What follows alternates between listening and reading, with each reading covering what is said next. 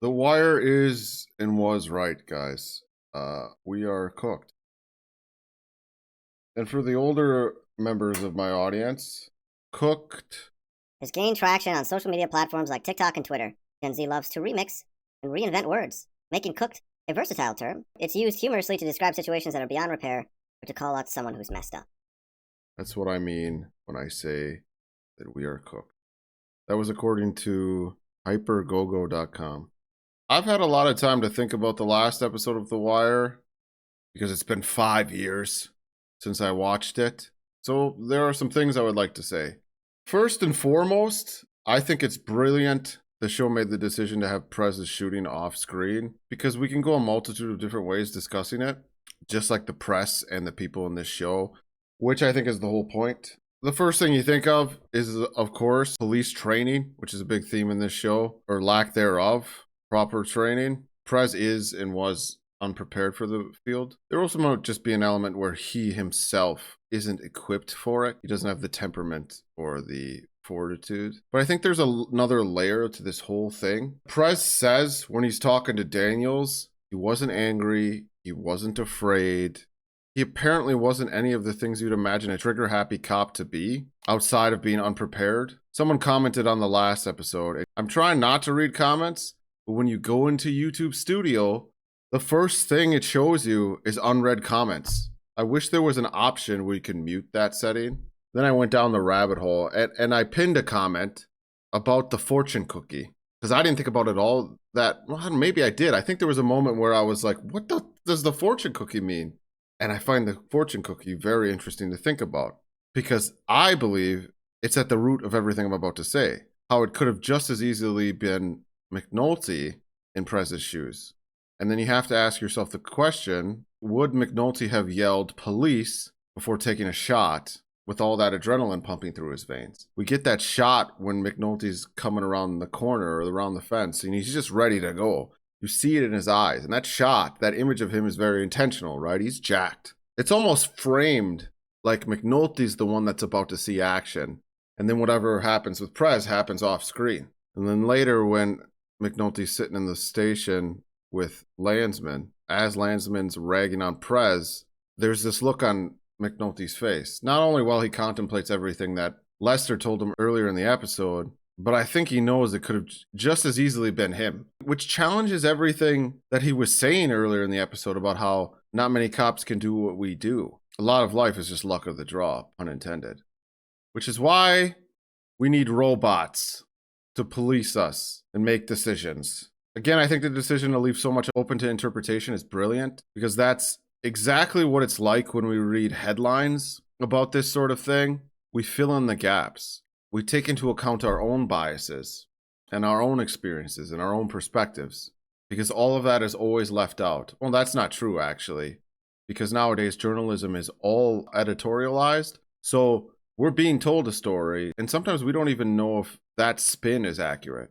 And I also think interpretation and nuance is the point of Hamsterdam's depiction, whether or not it's a good or a bad thing. While Bunny may be the writer's way of proposing certain solutions, their inability to be implemented and the show's valid critique of Bunny's approach over correction and placation not leading to proper reform and arguably doing more harm to the people involved than good is incredibly balanced and realistic. It's not romanticized or glamorized. I mean, there's moments early on, but then I think the show directly challenges that in the same way it challenges McNulty, because Bunny and McNulty are very similar in that they're extremely self-righteous. And that's a dangerous thing to be. Even when your intentions, and I'm saying this more about Bunny, are good. You could argue Bunny's even righteous, but it feels like as the season's gone on, he's become more self-righteous, like he's high in his own supply. At the end of the day, there's no easy answer to any of this. Obviously, we could certainly do better than the system or systems we have now. Although everything I just said about Prez's shooting in Hamsterdam is underneath a more obvious takeaway, which is that the police department is a numbers game. The government is a numbers game that doesn't serve the people the way it should. As for everything that's gone down with Avon and String, they're both dickheads. I think I called String smart. He's not. And Avon's a fucking hypocrite. I think I even said this in season 1 when I talked a lot about his code and his affinity for family. But then somewhere along the way, season 2, season 3, I started liking him and believing him, not judging him so harshly. I don't know why I started to take the things that he was saying at face value. Maybe I was just so distracted by my hatred for String that I just naturally rooted for the other guy. This probably started to happen after D'Angelo died, because you get caught up in the feeling of that. But ultimately now Avon obviously agrees with String that D'Angelo had to die. I would have liked to seen him struggle more with that outside of the one moment we got in the warehouse. But I get it. And it's very interesting to think about how that's depicted. From him struggling to... It's almost like Avon, as I'm about to say this, I'm like, of course. Avon knew all along and felt the same way as String. His superficial and self-righteous notions about who he is and how he plays the game got in the way of admitting that to himself. So after the struggle with String, he uses that, all of it, as an excuse to just accept it and then gaslight his sister. Sometimes, if I'm being honest, I feel like I have to play contrarian with this show. I've more than accepted its quality of writing. So it's not about whether this show is well written or well acted. It just feels more interesting to me to challenge its ideas rather than blindly accept them, which is what I think this show wants you to do. Think, challenge, speak. Don't blindly accept or follow, because that's when a society and an economy falls apart. Shouldn't have said that. My only issue with this show as I continue to watch it, and I doubt anyone's going to agree with me in the comments, but I'm not going to read them, is that the more I watch it, the more I become dialed in on what I think it's trying to say. Whereas I think when I started watching this series, I was more just in it and absorbing and living with the characters. Now I'm observing them and looking for how it all pieces together. And as cool as that is, objectively, I find myself feeling a little bit less. And I suppose that's the pitfall of watching The Wire now as opposed to when it came out, because I expect it to do certain things now, and I'm looking for those things. I know that probably sounds counterintuitive to say, because you're probably just thinking, well, if it's a masterpiece, it's a masterpiece. But maybe this show's reputation gets in its own way a little bit. I don't expect anything I just said to make sense. I'm just saying how I feel. Reaction channel. Let's ride the coattails of other people's art. Barksdale's coming back on my boy Marlowe, huh? Got it.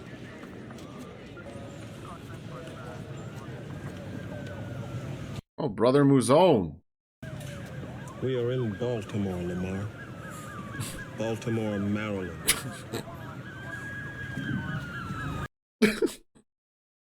Lamar got an introduction to Baltimore properly. Proper introduction. And they're going to war. And Avon's excited about it. They're both reading.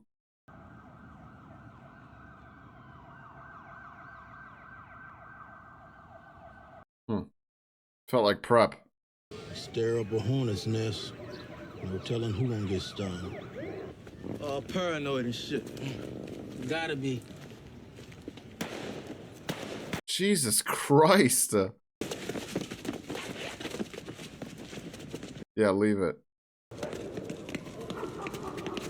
They got LaTroy. Yeah, I love LaTroy. What the fuck is y'all on the streets for, man? Don't y'all know there's a fucking war going on, man? Get the fuck in the truck, man. Yeah, it's all out war. What happened to all them towers? Slow train coming. Huh? Reform, Lamar. Reform.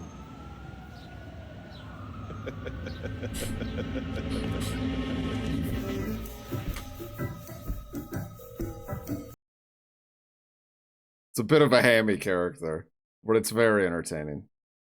Like, he laughed like such a Bond villain or something. I mean, it's interesting, obviously. War is always what people do in an attempt to reform something, even if that doesn't always mean violence. You know, you can interpret violence many different ways. I'm sort of looking for I saw a definition of violence the other day that surprised me. Strength of emotion or an unpleasant or destructive natural force. It doesn't always have to be a physical thing. I know people often run wild with that interpretation because you could interpret everything as violence if you say it's more than just physical act of aggression. You could just say anything that offends you is violence. I'm not taking it that far. That's not what I mean. But if you interpret violence as a destructive natural force, depending on how natural you interpret what the government does, and then comparing and contrasting that with the war between Avon and Marlowe, I think it all comes back down to human nature. To do violence to damage or adversely affect. Brother Muzone's just laughing at all that, you know. Call it a crisis of leadership. Proposition Joe. That's what I do with boogers. Like Matthew McConaughey in Lexus commercials. Was it Lexus? They're dumping phones every couple of weeks at best. So when we do get a wire up, it's going to be a limited run. How about the feds? They say they can't do anything for us. For national security stuff, they use the Patriot Act. Fucking Patriot. The fact is, the industry has all of us by the balls. Yeah. And then as you get fresh numbers for new disposables, you call me. To jump phones. Well, that helps. But we're still going to be getting up on their phones even as they're coming down. Yeah, probably so. This is so totally... There's still going to be a window, even if it's very, very small. And you got a drug war going on, so... Yeah. Très charmant. How should we? I don't know what he said. It felt sexual. Started with my first jury trial in his court, I think. I'll let you want all your emotions. You wanted to see me, sir? I want to thank you for the loyalty you showed. As far as I can tell, you're a decent supervisor. Yeah, he is now, isn't he? You ain't shit when it come to policing. You've been here over a year now, Carver. You got nobody looking out for you. Nobody willing to talk to you. That about sum it up? Is this an ego thing? Like everyone's out for themselves, sort of? This drug thing, this ain't police work. No, it ain't. It's not. But policing. Managing. I mean, you call some a war. And pretty soon, everybody gonna be running around acting like warriors. They gonna be running around on a damn crusade. This relates back to what he was doing at the beginning of this season. And when you at Carve. war, you need a fucking enemy. Right. And soon the neighborhood that you're supposed to be policing, Managing. that's just occupied territory. Bringing temperature down. You follow this. I think so. No. He's not, I mean. Soldiering and policing, they ain't the same. Right. You can't look at it like a war. It's diplomacy. The cop walked a beat, and he learned that post. He had people out there helping him, feeding them information. But every time I come to you, my DEU sergeant, all that came back was some bullshit. Yeah, he has been doing that. You had your stats, you had your arrests, you had your seizures. Because they're all just But numbers. don't none instead of of that amount to shit when you're talking about protecting a neighborhood. Right. Man. Do it. Overseeing. So-called drug war. What a fucking monologue, dude. It ruined this job. Yeah, it ruined this job. The word war has ruined everything. And this has only become worse. Okay, I gotta pause.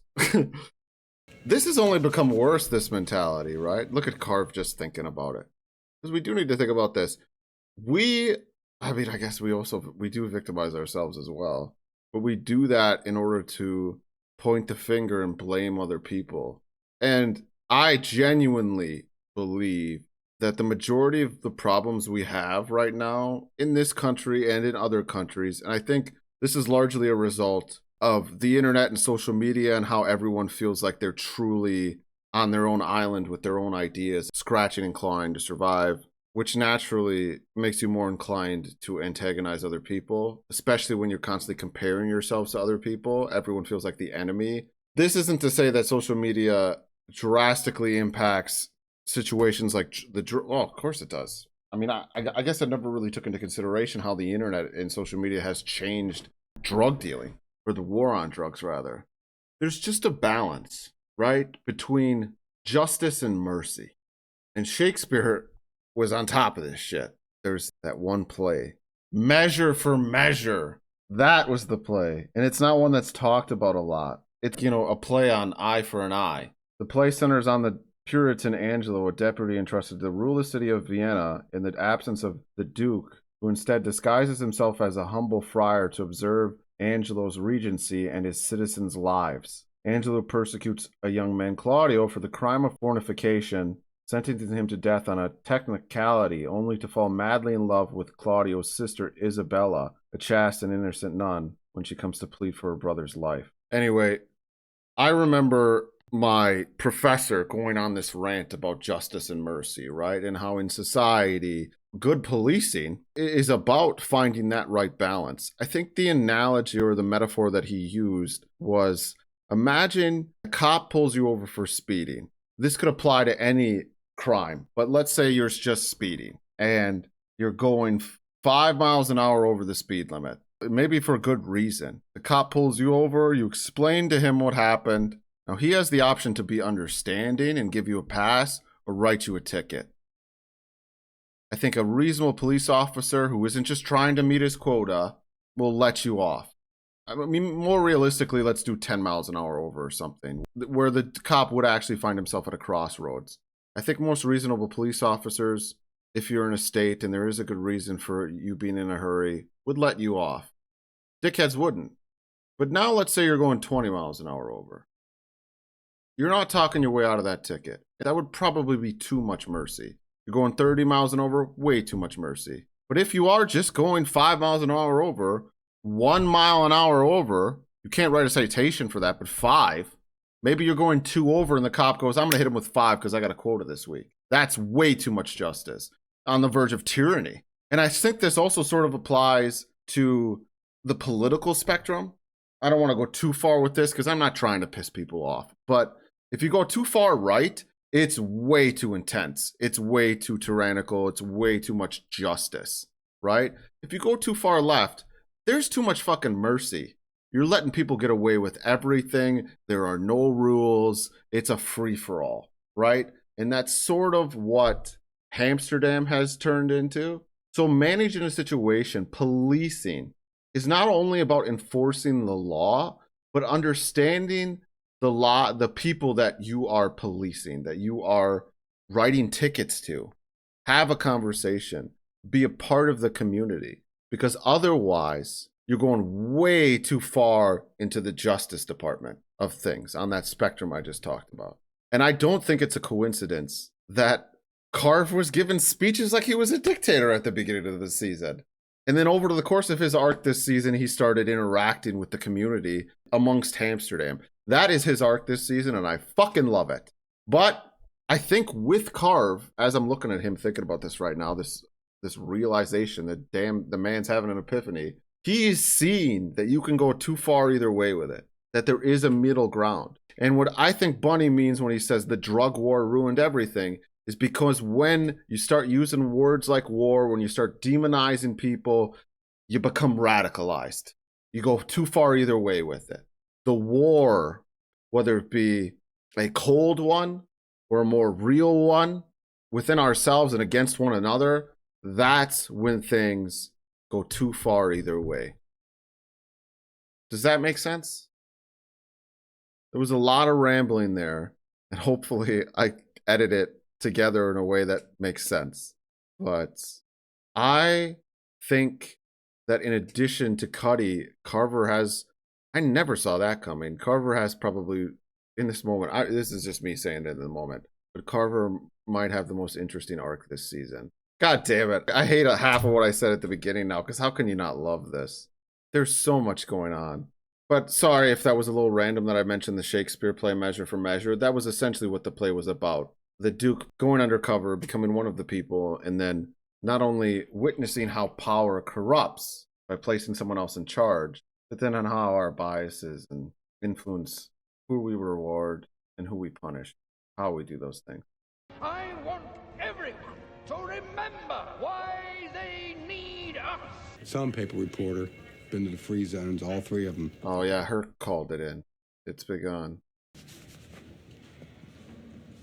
I was thinking maybe we rewrite the affidavit. You have a law degree? If you did, it would be your call to make. Who would pretend to be a lawyer? It wasn't. I'm just saying, I think we're being too cautious on this. We drew Phelan on this wiretap? Fine. Yeah, he's a piece of shit. We're all pieces of shit when we're in your way. That goes with the territory. What's the bug say? God damn it, I missed it. Something about, I saw teach. Point taken. Thank you, Salty. Street dealing in these areas, and then we would start locking people up. But so far, not a single fucking arrest. Do they know about this downtown? I don't think they have a fucking clue about it, but I'd love to be there when you pop the question. See, Herc's too far in the justice direction, you know, to relate to what I was saying. Just wants arrests. I wonder how that journalist will write that article. This spin, if there will be one. I ain't got no idea how to go at these hoppers. Oh, I wouldn't lose any sleep over that. Nobody else does neither. We got one. His grandmother. Looking for me. Look, boy, there's no reason to leave your clothes in the washer. How many damn times do I have to tell you? Dang, Meemaw, I'm sorry. I just forgot, okay? Reference the voice comparison in the court report. We're up. All right, we got some time now before they dump. Major Colvin, Western District. Aniski, sandpaper. Sandpaper. Dealers selling with impunity. Addicts shooting up on the street. Our troops are only involved in pushing the trafficking to designated areas. I mean, they're completely ignorant of the investigative aspect. That's run out of CID downtown. Yeah? Well, that's a lie. The bottom line is, you start throwing calls around right now, they're gonna shift blue, thinking there's a leak. They're gonna come up on the case early. And You telling me all this is an enforcement strategy? what the hell else could it be? I mean, you think we would actually let this happen otherwise? I guess this is a good lie, but you can... Bunny's got a terrible poker face, kind of. A week. But then I gotta run something no matter what.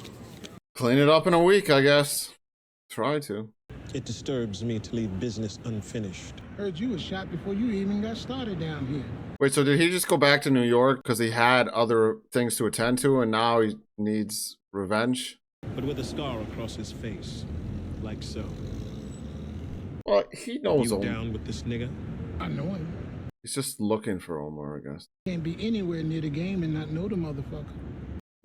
He with Barksdale? He with himself. Except for when he running with a young boy, too. He with himself. I love that. This week and you don't stop until you hit your numbers. The odds aren't great, but yeah, I think it can be done. I just want to say real quick about Teresa. The real reason that relationship wasn't going to work is I think their egos, right? She views what she does to be more important than what McNulty does. And he views what he does to be more important, well, I guess, than what his ex-wife does, what his partners do. And she used him with the way he uses others, the way he's used women in the past, his co-workers. Those are the moments when we hurt other people, right? When all we care about is us. Got lost there thinking about something. We got to start thinking about endorsements by black leaders, ministers, community people, elected Ministers. Splitting the black vote is the only way to make the math work. So Tony Gray's got to get in the race. He's got to. You know what? I like Garcetti. He's actually, I mean, he's way better than any politician we've had the last however many years. This thing with Tony. It's not personal, Tommy. Garcetti for president. Live with it or lose. He doesn't even like the idea of manipulating the public in this way. Or his friend. The only new code so far is Hamsterdam. Amsterdam. We're thinking it might have something to do I with thought the stash house. McNulty knows what that means. Oh, he's Well, I'm keeping gonna his hook up mouth with shut. Cuba. Catch the Tweety Bird meet. IID picked up Prez's shooting. It's to be expected. The racial thing alone is tense enough that they gotta react. No luck at all to that boy, huh? Luck! This is what I said about the fortune cookie. I need to ask if either of you had any indication that Prez harbored racial prejudices. He harbored some weird shit, no doubt, but I never got a racial vibe. Yeah. Lieutenant, you seriously asking? Yeah, come on. Not to start no shit, but you think Wagner get shot if he's white?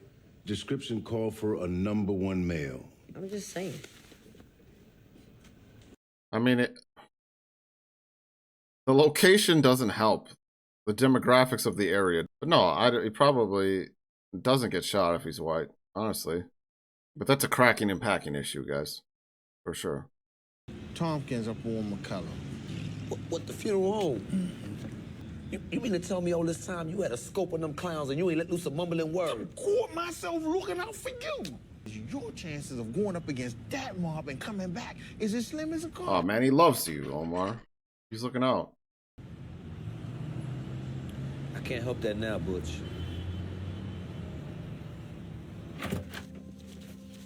Yeah, he is who he is, and he can't stop himself. The fuck was my people? Fuck this guy.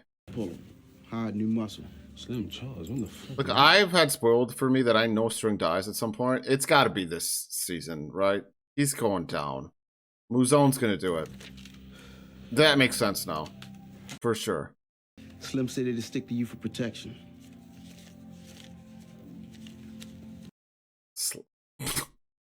Dribble it back out. Dribble it back out. Put your dribble on. Look it up. Look at it carve with the kids. Dude, full on arc. Ah, Cuddy. This is great. Didn't I say before my two favorite arcs this season might be these guys? I'm looking to get some kids interested in boxing. This is my timeout corner. Where I send I children love- who can't play nice together. This is funny because this is how he should police, right? He's teaching them how to play the game well, and while he's giving those who are playing the game well. You man, go Right. Come on, motherfucker. Time You out. ain't shit. Yeah, and right, and him and working with Cuddy makes sense, right? Oh man. Dude, this is kind of making me emotional. See, if Young in there was trained, he'd whip you. Look like he the one that got beat. Oh, this is how he's gonna get boxing students. See that? Look, if y'all want to learn more, I got a gym down on Gilmore in the old tire plant. Yeah. Y'all all welcome. All right? This kind of reminds me of Colin Farrell's character from The Gentleman. And then when they would get into shit, he would look after him, you know? It's actually exactly the same dynamic if you've ever seen that movie. It's definitely more cinematic in that scenario, but obviously, never mind. Politician woman? How's it going? It ain't turned to shit. I feel like I don't even belong to any world that even fucking matters. Cause you're a cop? Nah, it's not just that. I punched the button on the elevator. It doesn't even go there because you had to have some fucking special key to even get to that special fucking floor. So I go to the front desk, some sneering fuck calls upstairs, give me permission to go get laid. I listen to the shit she talks about. First time in my life, I feel like a fucking doormat. Like anyone with any smarts would do something else with his life, you know? Earn money or get elected. Wow. Like I'm just a breathing machine for my fucking dick. Wow.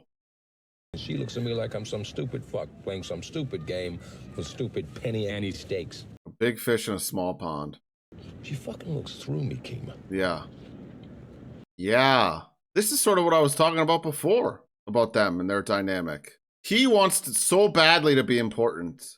Maybe now he's starting to realize that there's always going to be someone better. There's always going to be somebody, yeah, you know what I mean? Maybe this is finally what I thought he realized maybe last season. That was the best McNulty monologue we've had in this series. Maybe. That, and what comes to mind real quick is when he was talking to Kima in the hospital after she got shot. That wasn't really a monologue, but it was some of the best acting. And then after she got shot, directly after, when he was talking to Rawls. If y'all don't quit this war, we have a mind to shut you out. And when I say outstring, I mean out the pack. Vincent say Marlowe willing to talk, if he can keep his corners. Jesus. It ain't right for you to be at the head of our table when you can't call off your dog. Call it a crisis of leadership. I thought that he had already been able to put Avon in his place, but I guess not. Prop Joe's the guy, though. At this point, he has way more power than String and Avon and Marlowe. Because it's his package that he gets from the Greeks or whatever. The Greek. They're not even Greek. Frawls is gonna hand me my ass. At least give me a chance to tell the man my story first. Okay. Empathy, Rawls. Do you have it? I mean, he's got empathy. We know that. Because I just mentioned that near the end of season 1, sort of was looking after McNulty. What the fuck? How romantic. What an in the chest and in the mouth. It needed doing. Why did Chris reinforce that like Mueller needed reassurance? So was this chick bait or something? Sent by Avon? Oh, this shit got the kill range of like 50 meters. It's got a grenade. Wherever. It's grenades. This is ridiculous. I spoke to Prop Joe's people. Sit down. It's the perfect time for it, man. I mean, maybe Avon's leaning into the war now even more because to overcompensate for the D'Angelo feelings. For his feelings about the D'Angelo situation.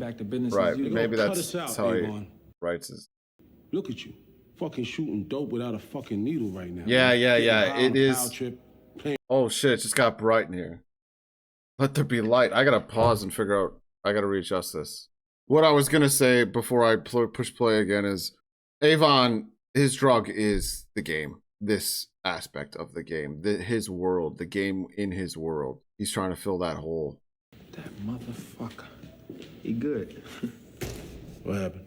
It's gotta be about the chick, right? You know, Avon, you gotta think about what we got in this game for, man. Was it so our names can ring out on some fucking ghetto street corners, man? Nah, man, there's games beyond the fucking game. You know, String is basically Teresa in this conversation, and Avon is McNulty. The whole world, man, not these fucking corners. The whole world, B. You know what Slim just told me? Devon come up dead. Yeah. She was shot one in the mouth, one in each tit. That's wild. You still want to talk truth, String? I didn't even know that you guys loved this girl. Now we're going to war. Now String wants to go to war because of Devon. Your homophobia is so visceral. I ain't even stepped inside the joint yet, and you calling me a cocksucker already.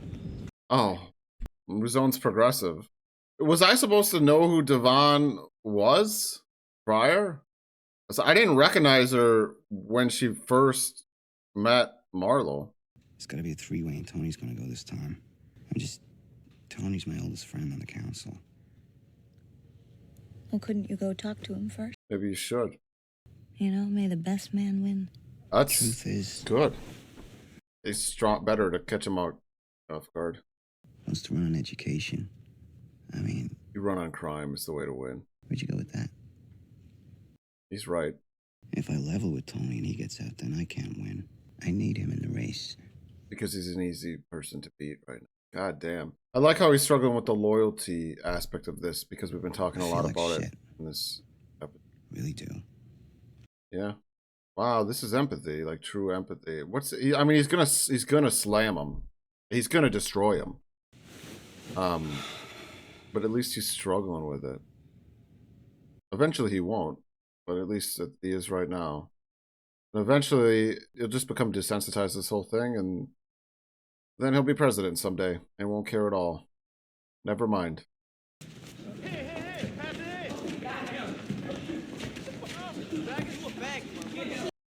Yeah.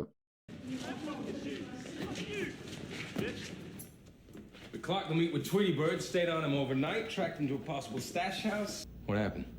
They ditched their phone. Already? If there were some way to pre-wiretap the burners. And what then? Stick them on the rack at Bob or whatever and wait for Bernard to show up that day? Now, the problem is the wireless people. All right. Well, what if... I know what you're thinking. I just thought the same fucking thing. No, it's not the time, McNulty. Listen, motherfucker. Yeah, bitch. Touch me. Touch a juvenile. See what happens. Let's bounce. Bitch ass. Faggot. Chop ass. Damn. Yeah, the presentation's not there for Cuddy right now. He's got to make himself seem more like something they'd want to be, and the place needs to look like where they want to be. And pacing like a motherfucker, too. Heavy is the head that wears the crown. Heavy is the head that wears the crown.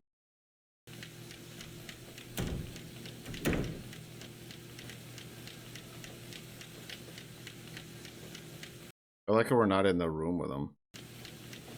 We're looking in. All we hear is that whatever it is.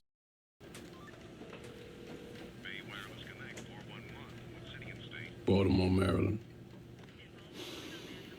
Baltimore Police. Western District Police.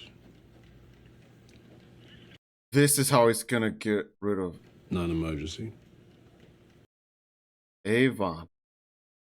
You just gotta remember they barely housebroke. I'm telling you, man, you wouldn't believe it. They was all wild and shit, wouldn't listen. Andre, I want you to crowd him. Yes, sir, I'll crowd him. All right. See, look at this place. Look at that guy. Get a tracksuit, Cuddy. When those two stumbled in here, they was wild as wild. Now they come in every day. Yes, sir. No, sir. How? I won't let them fail. When you do that, it messes with their mind. Pretty soon they run out of their little bag of tricks. Pretty weak. They ain't weak. That's the starting point.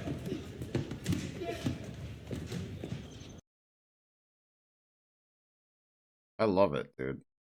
Also, I talked about physical fitness and fighting and the fighting us and all that, and it really does give you purpose to feel physical activity in general, but mentors, direction, goals, building yourself up. Damn, Bubs, is there anybody West Side you don't know? Just citizens and shit. Just citizens and shit. What, Stringer's calling the Western? Maybe he's surrendering. After all the work we've done, I'd never forgive this son of a bitch. The war between McNulty and String, the war between Avon and Marlowe. Oh! Sweet! Look at the hands! Was they gonna ask Carr for help? Because he's got their respect. So my knuckleheads didn't post? Yeah, they did, but they left. I never thought I would see these two sort of working together. It's crazy how you'll see characters cross paths in the show. Came past to apologize. I'm new at this coaching thing. Which means he's got to show them respect. Yeah, Yeah, he's right. He's got to show them I ain't want respect. to leave it between us with you thinking I gave up on y'all.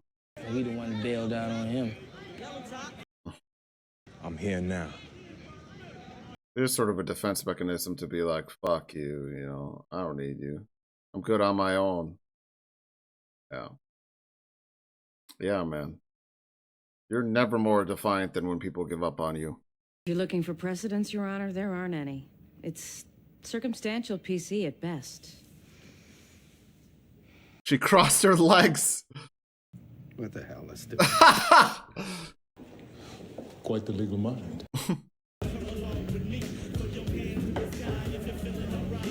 Oh, this is like the most overtly gay bar I've ever seen. Is there?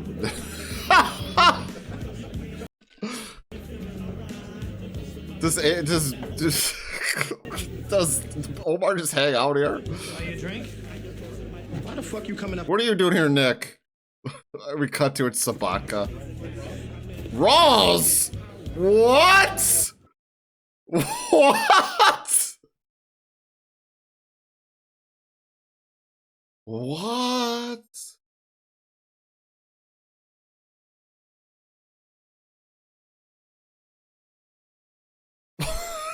Avon Barksdale do anything for you? Well, he's a player. He's the main guy. We thought he was down, but he popped up in September. You added him to the equation. So it wouldn't be a stretch if he got shot. You heard he got shot? Oh, yeah, that's what he's calling in to get a... What the fuck? So is Rawls gay, or does he just, like... I guess I assumed he was married and shit. Like, to a wife. To a woman that had children. Grandchildren. I don't know how old that guy is. I need you to check that out and get back to me as soon as you can. You got a CI, huh? Maybe he does, to be fair. Maybe he's closeted. I don't know. I have so many questions about Rawls now. All right, I gotta go back a little bit because I can't listen to these two talk when I'm worrying about Rawls just in the closet like Tom Cruise in that South Park episode. Good luck tomorrow. Yeah, right. We just gotta tell everybody tomorrow. I say to those awarded funds, not you. Run these over to Levy for me. Tell him I want to read on it. Come on, Mr. Bodyguard. String is bigger than his bodyguard. Oh boy. I feel like in this moment, Muzon's gonna stop Omar. I don't know. He's always in the shadows like Batman. Hey. Is that Petey Russell? Looks like. Well, it's not. It's clearly not. Oh, it is. But oh, what the fuck? What the fuck? Sweet Beatrice Russell. Yeah, it's not. Well, now he really. Look at the cart in the back, in the trunk. Bob's cart. What? There were some really funny moments in this episode. Clearly, he's like loves Petey now in retrospect. I don't know. No, Deputy. I found another approach. I moved them off the corners. God damn it. Don't be coy with me, Major. I can see that. What I want to know is how the fuck you managed to move them and where the fuck they are now. By rounding up all the mid-level dealers in my district and making them offer they couldn't refuse, I was able to... You made them an offer? Yes, sir. Sorry, it's not funny.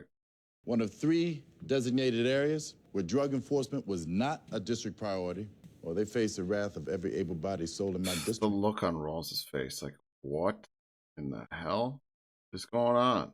How were you able to Jesus Christ, you nit. Don't you see what he's done?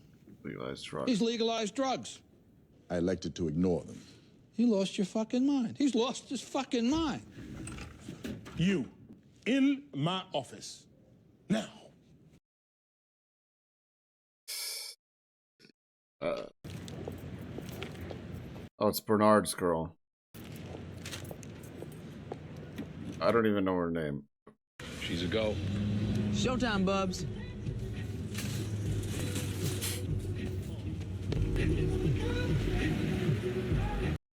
Just litters.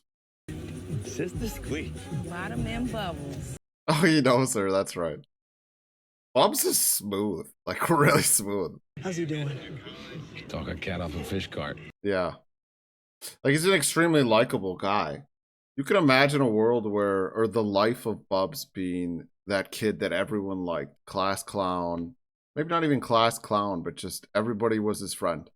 And naturally, as an extremely social guy, he got exposed to all the vices and one day just got hooked. Everyone else moved on with their life and Bubs got stuck where he got stuck. No one told him. They just wanted him around for a good time, not a long time. You're good with it. But don't let me hear that you're taking any punitive action against my people, because I can get on a soapbox and I can lie as good as the next man, if I have to. Are you threatening me? And he's got a reporter. I believe I am, sir. Jesus. Bunny, you cocksucker, I gotta give it to you. A brilliant idea. Insane and illegal, but stone fucking brilliant nonetheless. Sorry for picking my nose. Brought these letters from community associations, ministers, business people, citizens. They're all happy that the dealers are off the corners. You think that's gonna save our asses? Yeah, the voice of the people doesn't mean shit. I Still might nice. have your badge, Major, but not today. I don't want to draw any attention to this shit. Huh. Do not report for a shift. The rolls. I did the long-distance access card hires before cell phones got popular. We rarely see Lester out of the office. Oh, they're gonna sell the phones to them. Give it a go. Use your cell phone. I get it. Marlene, you send that copy off to Paris? Thank you, darling. That'll work. I'm at the airport. The shuttle, yes. You would buy from Lester, too. I believe I'm in this role. Now, that last number might be a 7. I'm not too sure with these small keypads and all. We can do business. Mm-hmm. Hey. Hey. Don't lean too much. Don't lean too forward, right? All right, let's go. Only to and forward. That's right. This plays into the father figure thing we've talked about earlier in this season, or at least alluded to. How important male role models are, really. Very important. Men just need to have somewhere to direct all their aggression. Structure, discipline. The press might already have wind of it, but we can explain that as some sort of a new initiative. Trap high-end drug dealers. No. No. You let me down. No, this thing goes wrong, no telling the damage. On this, you walk point. That's the way things work, Irv. You know it as well as I do. Thank you, Irvin. I'll be over shortly to see the detailed plan on how this shit gets cleaned up immediately. Irv even sort of pitched it. Burrell. If you could call this shit something other than what it is, Don't even think it. Wow. Imagine if they, God damn it, imagine if Bunny had the backing of this, everyone. Baby, a standard track phone with 2, maybe 400 minutes on it gonna run you 150, 200 easy. I charge you an even 100. You clear 50 on each phone. That's if and you can back them up with receipts. I gotta show receipts looking like they from different places or I can't play. Can we accommodate the good man? God, Damn, everyone's Calvin, playing the you know I game. got the bingo tonight. Bernard's gonna get killed though. He's manipulating the wrong people. I should know by now, and I don't want to be around a bunch of cocksucking faggots. Jesus Christ. You might want to get the word out. For the last time, I don't know him. And I'm back tomorrow. There's no way they don't know. Everyone knows Omar. Oh, Omar's boy's in here, so it'll get back to him at the very least. Wait, no, is he gonna be like, yeah, because Omar bailed on him, basically? Well, didn't bail on him, he just didn't want him around this. Idiot. Maybe I can help you? Oh, no. Well, yeah, you're an idiot. I don't doubt it for a minute. Look at Brother Muzone just pops out. Like Omar out of the shadows, like Batman. What an episode. I'm pretty sure this is going to be a video of all 3 final episodes, so I'm just going to stop here for now.